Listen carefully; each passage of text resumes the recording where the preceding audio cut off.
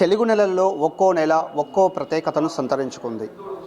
జీవాత్మ పరమాత్మను చేరుకునే పవిత్రమైన మార్గాన్ని ప్రబోధించే మాసం ధనుర్మాసం.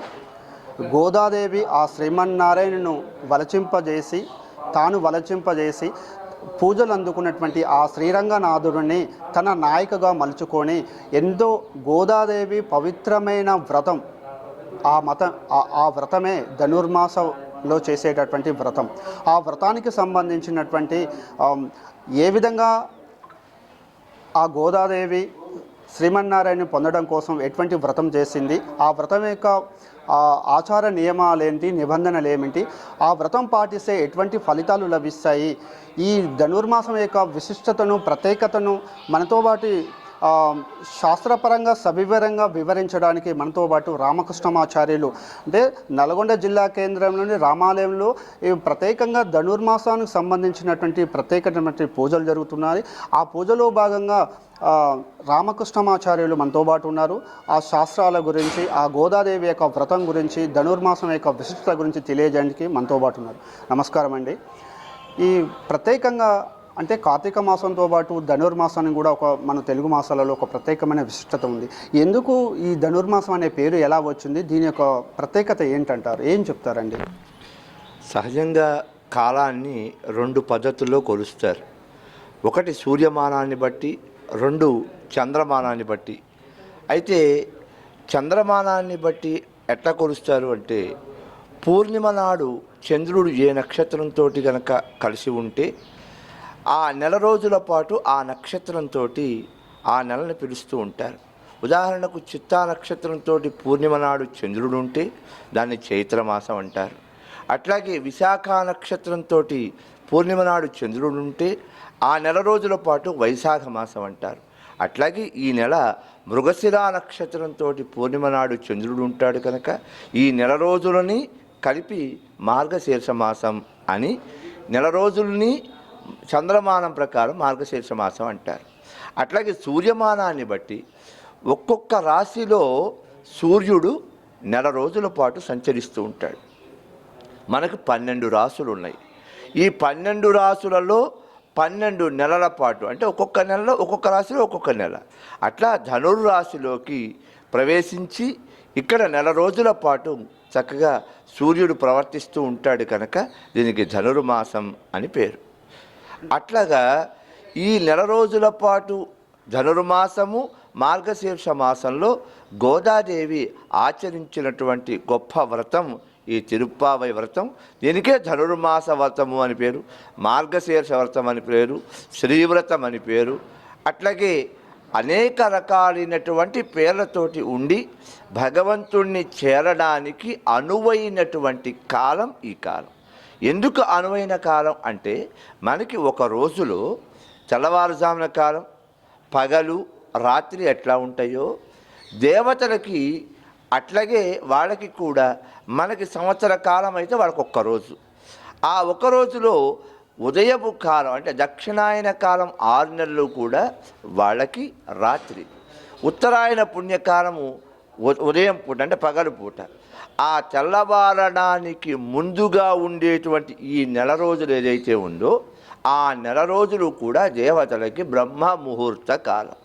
దేవతలు అంటే అర్థం ఏమిటి? మనలో ఉండేటువంటి 3 గుణాలు ఉంటాయి: సత్వగుణం, రజోగుణం, తమోగుణం.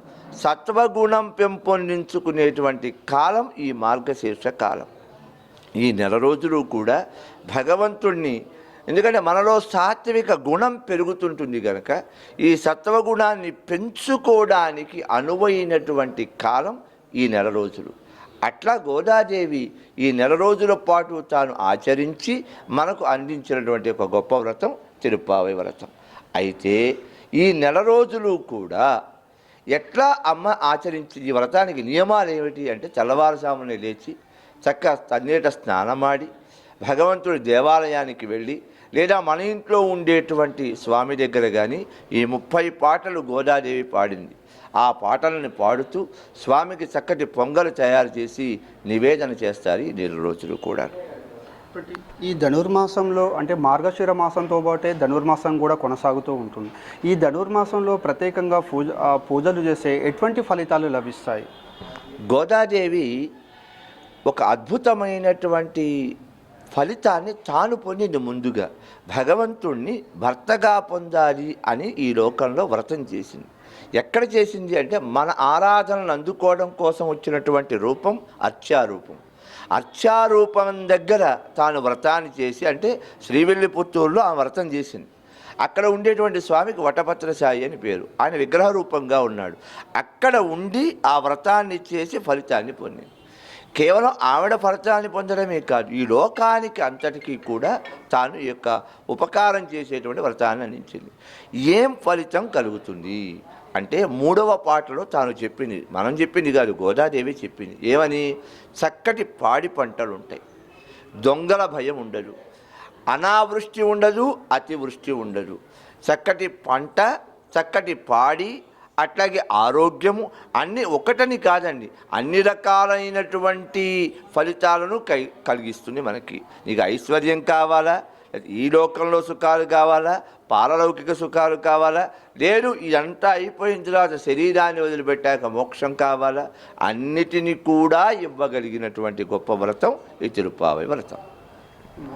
ఆచార్యులు వారు మరొక విషయం కూడా ప్రాచుర్యంలోకి ఉంది. ఈ ధనుర్మాసంలో లోక కళ్యాణం కోసం చేసుకున్నటువంటి గోదాదేవి రంగనాయకులు వివాహం ఆడినట్లుగా ఒక నానుడి అనేది మనకు సమాజంలో ఉంది. ఈ మాసంలో మానవ కళ్యాణం జరగకూడదు అనేది ఉంది. అంటే దీన్ని ఎట్లా చూస్తారు, ఏం చెప్తారు? మానవ కళ్యాణం ఇది ఐతిహ్యం ఏం కాదు, జరిగినటువంటి వాస్తవం. చిన్నప్పుడే భగవంతుడి పట్ల శ్రద్ధ కలిగినటువంటి ఆవిడ భర్తగా భగవంతుడిని పొందాలి అని కోరుకుంది. భర్తగా పొందాలి అని అనుకోవటంతో వాళ్ళ నాన్నగారు అన్నారమ్మా, విగ్రహ రూపంగా ఉండేటువంటి స్వామిని నువ్వు భర్తగా పొందడం సాధ్యమేనా అని అంటే, ఆ అమ్మాయి పట్టుదలగా లేదు నేను ఎట్లయినా పొందాలి అని అనుకుంది. అయితే చిన్నప్పటి నుంచి కూడా తాను వాళ్ళ నాన్నగారు పెరియాడు వాళ్ళు రోజు కూడా అక్కడ ఉండేటువంటి వటపత్ర సాయికి చక్కటి మాలను వారు కట్టించేవారు. ఈవిడ రోజు ఏం చేసేది, వాళ్ళ నాన్నగారు మాల కట్టి స్నానానికి వాటికి వెళ్ళిన తర్వాత ఈ మాలను తాను ధరించి అక్కడ పెట్టేది. ఇది తీసుకువెళ్ళి ఈయన తెలియదు పాపం, ఇది తీసుకుపోయి రోజు ఆ వటపత్ర సాయి సమర్పించేవారు. ఒకరోజు వాళ్ళ నాన్నగారు చూశారు, అయ్యో తప్పు కాదా భగవంతుడికి ఇచ్చేటువంటి మాలను నువ్వు ధరించి ఇవ్వటం అంటే. పాపం అవేం మాట్లాడలేదు, ఆ రోజు మాల సమర్పణ చేయలే. కానీ భగవంతుడు వారికి కలలో కనపడి, నాయనా మీ అమ్మాయి ఏదైతే ధరించి ఇచ్చినటువంటి మాలే మాకు ప్రీతికరమైనటువంటిది, మాకు ఇష్టమైనటువంటిది, ఇక నుంచి రోజు కూడా నువ్వు కట్టిన మాల మీ అమ్మాయి చేత ధరింపచేసి అది మాకు సమర్పిస్తేనే మాకు ఆనందమని ఆనాటి నుంచి అట్లా సాగుతోంది. అప్పుడు వారు నిశ్చయించుకున్నారు, ఓహో ఈవిడ సామాన్యురాలు కాదు, సాక్షాత్తు అమ్మవారి యొక్క అంశ అని నిర్ణయం చేసుకుని ఆవిడ భగవంతుని భర్తగా పొందాలి అనంటే ద్వాపర యుగం చివరిలో కృష్ణుడి కోసం గోపికలు చేసినటువంటి ఒక వ్రతం కాత్యాయని. ఆ కాత్యాయని వ్రతాన్ని అనుకరణ చేస్తూ 30 రోజుల పాటు గోదాదేవి ఈ వ్రతాన్ని ఆచరించి భగవంతుడితోటి ఐక్యమైంది. అందరూ చూస్తుండగానే శ్రీరంగ క్షేత్రానికి వెళ్ళి ఆ విగ్రహం రూపంలో ఉండేటువంటి భగవంతుడి పక్కకు చేరి తాను కూడా విగ్రహ రూపంగా మార్పు చెందింది. అంటే ఆనాడు భగవంతుడితోటి భోగము చెందింది కనుక దానికి భోగి అని పేరు వచ్చింది. అందుకనే భోగి పండుగ మనం జరుపుకుంటాం. భోగం అంటే ఏంటి? భగవత్ సంబంధమే భోగం. అలాంటి భగవత్ సంబంధాన్ని గోదాదేవి పొందింది కనుక దానికి భోగి పండుగ అని పేరు.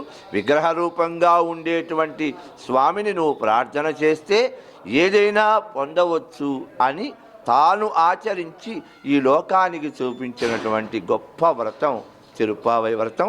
శ్రీ వైష్ణవ దేవాలయాల్లో, శ్రీ వైష్ణవ గృహాలలో ఈ వ్రతం తప్పనిసరిగా చేస్తారు. వాళ్ళే అని కాదు, గోదాదేవి ఒక మాట చెప్పింది 2వ పాటలో, ఇవాల్టి పాటలో, వయ్యత్తువాళ్ వీరుగాళ్ నామం నంపావైకు. అంటే లోకంలో ఎవరికైనా సుఖంగా ఉండాలి అనే కోరిక ఎవరికి ఉంటుందో వాళ్ళందరూ ఈ వ్రతాన్ని చేయొచ్చు. దీనికి కులము, మతము, వర్గము, పురుషులు, స్త్రీలు ఇట్లాంటిది ఏం లేదండి.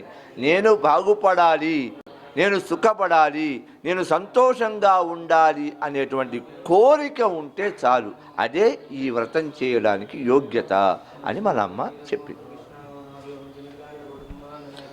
ఈ ధనుర్మాసం గురించి ఆచార్యుల వారు శ్రీ రామకృష్ణ ఆచార్యుల వారు చెప్తున్నటువంటి విషయం, ఈ ధనుర్మాసంలో చేసేటటువంటి తిరుపవే వ్రతం కారణంగా ఎన్నో పూజా ఫలాలు లభించడంతో పాటు ఒక క్రమశిక్షణ కలిగినటువంటి జీవితానికి ఆధ్యాత్మిక భావనకు నెలకొలడంతో పాటు అంటే ఎవరైతే స్త్రీలు ముఖ్యంగా ఈ తిరుపవే వ్రతం 30 రోజుల పాటు అంటే తిరుపవే వ్రతంలో ఉన్నటువంటి ధనుర్మాసం వ్రతంలో ఉన్నటువంటి 30 పాసురాలను లయబద్ధంగా చదవడం ద్వారా పాడడం ద్వారా స్త్రీలు కూడా తమకు మంచి భర్త లభిస్తారని ఒక శాస్త్రాలు చెప్తున్నాయని వారు చెప్తున్నారు.